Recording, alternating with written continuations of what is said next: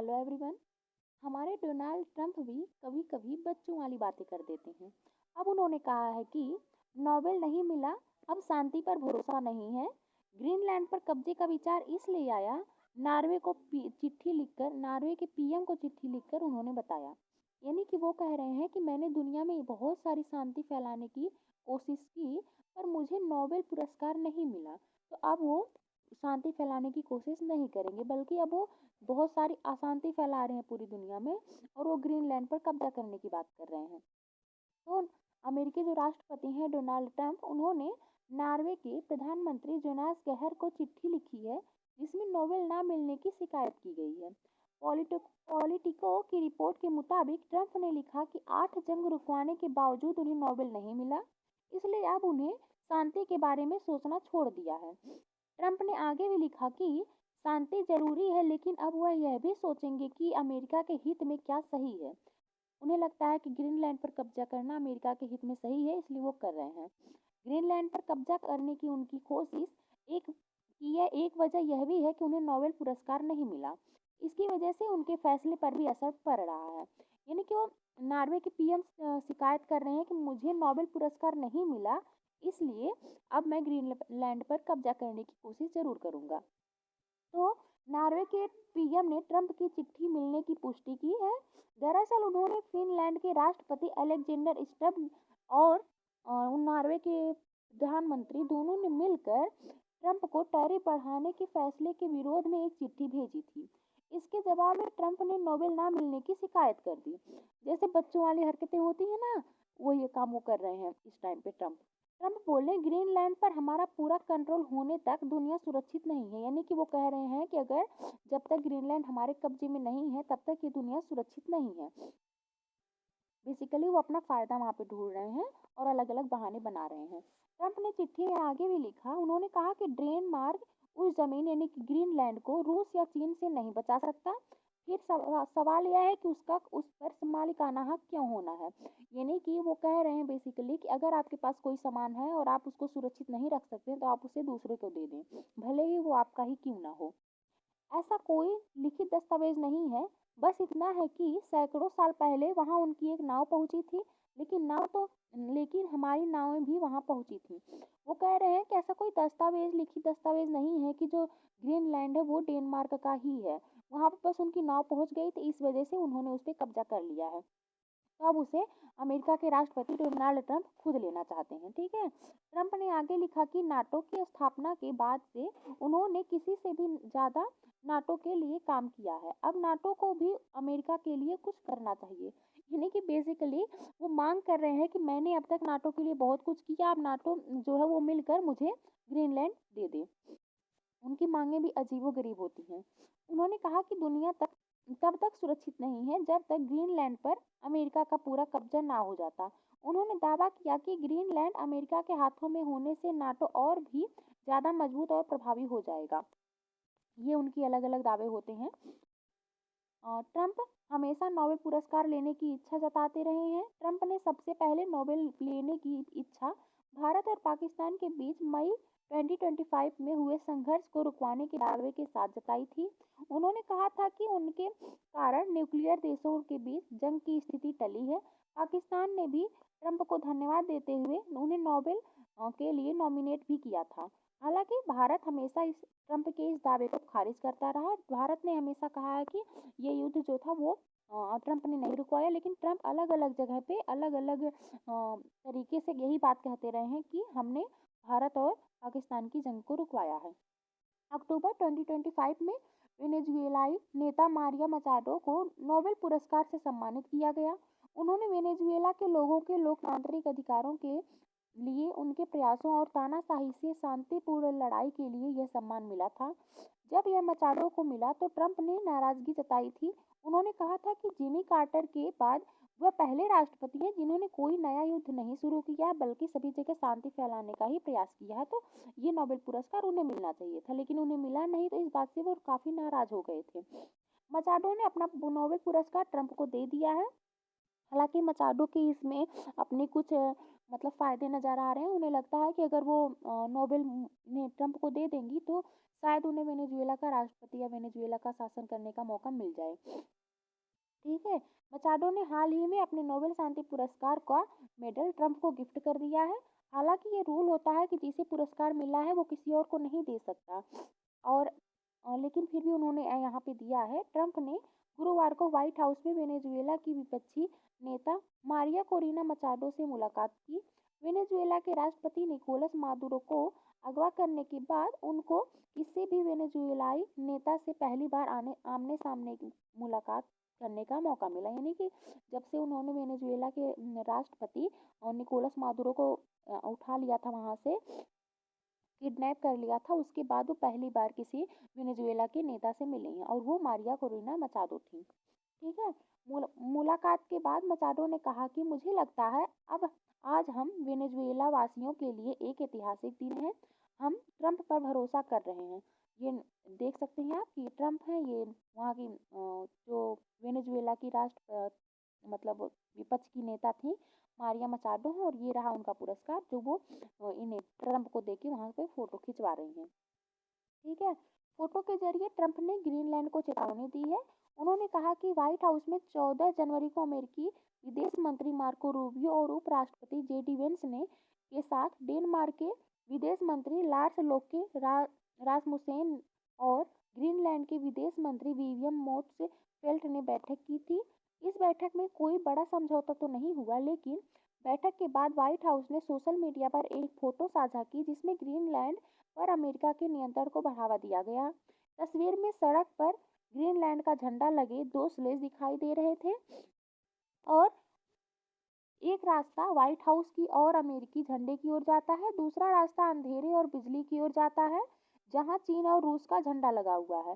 तस्वीर के साथ कैप्शन लिखा था, ग्रीनलैंड किस तरफ जाओगे। बेसिकली जो अमेरिका है वो ग्रीनलैंड को धमकी देने की कोशिश कर रहा है कि तुम इधर जाओगे जिधर चाइना और रूस है, या तुम अमेरिका के कब्जे में आओगे, और बीच में ग्रीनलैंड बेचारा फंसा हुआ है। तस्वीर के जरिए ट्रंप ग्रीनलैंड पर दबाव बनाना चाहते हैं।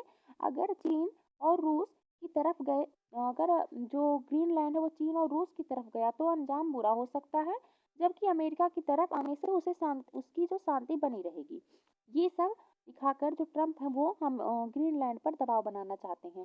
ट्रंप ने 8 यूरोपीय देशों पर 10% टैरिफ लगा दिया। ये तो ट्रंप का फेवरेट काम है कि कोई भी हमारा विरोध कर रहा है उस पर टैरिफ लगा दो। डोनाल्ड ट्रंप ने यूरोप के 8 देशों पर 10% टैरिफ लगा दिया है। ये देश ग्रीनलैंड पर अमेरिका के कब्जे की धमकी का विरोध कर रहे थे। ट्रंप ने सोशल मीडिया पर पोस्ट करते हुए कहा कि Denmark, Norway, Sweden, France, Germany, United Kingdom, Netherland और फिनलैंड टैरिफ के दायरे में आएंगे। इन पर 1 फरवरी से टैरिफ लागू होगा। उन्होंने आगे भी कहा कि उन्होंने चेतावनी दी कि अगर ग्रीनलैंड को लेकर अमेरिका के साथ कोई समझौता नहीं होता है तो 1 जून से यह टैरिफ बढ़ाकर इन 8 देशों पर 25% कर दिया जाएगा। इससे पहले ट्रंप ने व्हाइट हाउस में एक बैठक के दौरान इन देशों पर टैरिफ लगाने की धमकी दी थी। इससे पहले भी वो ये बात कह चुके हैं। ट्रंप का 8 यूरोपीय देशों पर टैरिफ जो 10% लगा है वो देश यही है, Denmark, Germany, Norway, Britain, Sweden, Netherland, France और फिनलैंड। ये बेचारे भुगत रहे हैं उनके टैरिफ का असर है। आगे देखिए, अगर ग्रीनलैंड से अमेरिका को क्या फायदा है, अगर ये देखें कि अमेरिका जो है ग्रीनलैंड पे आखिर इतना पीछे पड़ा हुआ क्यों है। अब तक तो वो वेनेजुएला पर कब्जा करने की बात कर रहा था, वहाँ की बातें थोड़ी सी शांत हुई, उन्होंने ईरान पे हमला करने की बात की, अब वहाँ की बातें थोड़ी सी कम हुई हैं, वहाँ पे जो प्रोटेस्ट है वो कम हुए हैं, अब ये अचानक से ग्रीनलैंड पर काबिज हो गए हैं। अब देखते हैं उनका रीजन क्या है। अगर ये देखें तो ग्रीनलैंड की भौगोलिक स्थिति बहुत खास है। यह उत्तरी अमेरिका और यूरोप के बीच यानी अटलांटिक महासागर के पास में है। इसी वजह से इसे मिड अटलांटिक क्षेत्र में एक बेहद अहम ठिकाना माना जाता है, और वो हर जगह बस अपनी सैन्य सेनाएं रखना चाहते हैं, और जहाँ जहाँ भी सोर्सेस हैं, संसाधन मिल रहे हैं, वहाँ पे वो कब्जा करना चाहते हैं, ताकि जो जितने भी महंगे और अच्छे संसाधन वो सब अमेरिका के पास में आ जाए। ग्रीनलैंड जो है वो बेचारा खनिज संसाधनों से संपन्न है। क्षेत्रफल लगभग 21 वर्ग किलोमीटर है। दुनिया का 10% ताज़ा पानी यहाँ मौजूद है। नियोडाइनियम, ट्रासियोडाइनियम, डिस्प्रोसियम, टर्बियम और यूरेनियम जैसे दुर्लभ खनिज का यहाँ पर भंडार है, और जिसकी वजह से अमेरिका इसके पीछे पड़ा हुआ है। इसके रणनीतिक सैन्य महत्व भी है। ग्रीनलैंड यूरोप और रूस के के बीच सैन्य और मिसाइल निगरानी के लिए बेहद जरूरी है। यहाँ अमेरिका का खुले एयर बेस पहले से ही है जो मिसाइल चेतावनी और रूसी चीनी गतिविधियों पर नजर रखने का जरूरी काम करता है। और आगे अगर देखें तो आर्कटिक क्षेत्र में रूस और चीन गतिविधियां बढ़ रही हैं। ग्रीनलैंड पर प्रभाव होने से अमेरिका इस इलाके में अपनी भू राजनीतिक पकड़ मजबूत रखना चाहता है। अमेरिका के यहाँ पर आने से कई सारे फायदे हैं और वो अपना सारा फायदा देख रहा है, इसलिए ग्रीनलैंड पर कब्जा करने की बात कर रहा है। ग्रीनलैंड में दुर्लभ खनिज तेल गैस और रेयर अर्थ मिनरल्स के भंडार भरे हुए हैं जिनका भविष्य में आर्थिक और तकनीकी महत्व बहुत ज्यादा है। चीन इसका 70 से 90% उत्पादन नियंत्रित करता है। ये जो रेयर अर्थ मिनरल है इनका सबसे ज्यादा होल्ड जो है वो चीन के पास है। तो अमेरिका जो है वो चीन के ऊपर निर्भर नहीं होना चाहता, तो उसके प्रतिद्वंदी के रूप में अपने पास भी बहुत सारे संसाधन रखना चाहता है। इसलिए अमेरिका अपनी निर्भरता कम करना चाहता है। ग्लोबल वार्मिंग के कारण आर्कटिक की बर्फ पिघल रही है जिससे नई शिपिंग रूट्स खुल रही हैं। ग्रीनलैंड का नियंत्रण अमेरिका को इन रास्तों पर नए प्रभुत्व और आर्कटिक क्षेत्र में रूस और चीन की बढ़त को रोकने में मदद करेगा। चीन ने बहुत ही ज़्यादा रणनीतिक रूप से सोच समझकर कब्जे की बात की है क्योंकि यहाँ पर बहुत ज़्यादा फायदा है अमेरिका को। अमेरिका ग्रीनलैंड को अपनी राष्ट्रीय सुरक्षा की फ्रंट लाइन मानता है। वहाँ प्रभाव बढ़ाकर वह भविष्य के संभावित खतरों को पहले ही रोकना चाहता है। तो आप देख सकते हैं कि अमेरिका के यहाँ पे क्या क्या फायदे हैं। और ट्रंप ने व्हाइट हाउस में तेल और गैस कंपनियों के बड़े अधिकारियों के साथ हुई एक बैठक के दौरान कहा कि अगर अमेरिका ने ऐसा नहीं किया तो रूस और चीन जैसे देश इस पर काबिज हो जाएंगे। ट्रंप ने यह भी कहा कि ग्रीनलैंड को हासिल करना जमीन खरीदने का मसला नहीं है, बल्कि यह रूस और चीन को दूर रखने से जुड़ा है। हम ऐसे देशों को अपना पड़ोसी नहीं बनते नहीं देख सकते। हालांकि अभी तक ऐसा कोई प्रूफ नहीं है या ऐसी कोई बात नहीं कही की गई है जिससे ये प्रूफ हो सके कि चीन और जो रूस है वो वहां पर कब्जे करने की कोई बात सोच भी रहे होंगे। ये तो अमेरिका अपने से खुद से कह रहा है। ग्रीनलैंड से आसान तरीके से सौदा, यानी कि जो ट्रम्प है वो कह रहे हैं कि अगर हम कब्जा नहीं करेंगे तो आसानी से उनसे सौदा भी कर सकते हैं अगर वो मान जाए तो। जबकि आपने पिछले दिनों देखा होगा कि जो डेनमार्क है उसने कहा भी कि जो ग्रीनलैंड है वो बिकाऊ नहीं है। वहाँ के लोग खुद भी कह रहे हैं कि हमारा जो ग्रीनलैंड है वो भी बिकने वाला नहीं है। लेकिन फिर भी ट्रंप अपने जिद पर अड़े हुए हैं। ट्रंप ने आगे कहा अमेरिका अगर ग्रीनलैंड को आसान तरीके से हासिल नहीं कर पाया तो दूसरे सख्त तरीके अपनाने होंगे। उन्होंने कहा हम ग्रीनलैंड के मुद्दे पर कुछ न कुछ जरूर करेंगे चाहे उन्हें पसंद हो या ना हो। यानी कि बेसिकली जो डोनाल्ड ट्रंप है वो पूरी तरह से तानाशाही की बात कर रहे हैं कि उन्हें पसंद हो या ना हो हम ग्रीनलैंड पर कब्जा करेंगे ही। उन्होंने पत्रकार से कहा मैं चाहता हूं कि सौदा आसान तरीके से हो जाए। हालांकि उन्होंने डेनमार्क के प्रति नरमी भी दिखाई। उन्होंने कहा वैसे मैं डेनमार्क का बहुत बड़ा फैन हूँ, वे मेरे साथ बहुत अच्छे तरीके से रहते हैं। हालांकि जो ट्रम्प है इनके बारे में अक्सर कहा जाता है कि इनका कोई भरोसा नहीं है, कि ये कभी कभी ऐसा होता है या अक्सर इनके बारे में ऐसा होता है कि अपने जो दोस्त देश होते हैं या जो इनकी फ्रेंड्स कंट्रीज होती है उनके साथ इनके रिश्ते बिगड़ जाते हैं और जो इनके दुश्मन कंट्रीज होते हैं उनके साथ इनके रिश्ते अच्छे हो जाते हैं। तो डोनाल्ड ट्रंप एक ऐसे नेता हैं जिनके बारे में कुछ भी हम पहले से प्रेडिक्ट नहीं कर सकते हैं। जब उनसे पूछा गया कि क्या अमेरिका आज ग्रीनलैंड के लोगों को सीधे पैसे देकर उन्हें अमेरिका के साथ जुड़ने के लिए राजी करने की योजना बना रहा है, तो इस पर उन्होंने ट्रंप ने कहा कि अभी मैं ग्रीनलैंड के लिए पैसे की बात नहीं कर रहा हूँ, हो सकता है बाद में करूँ।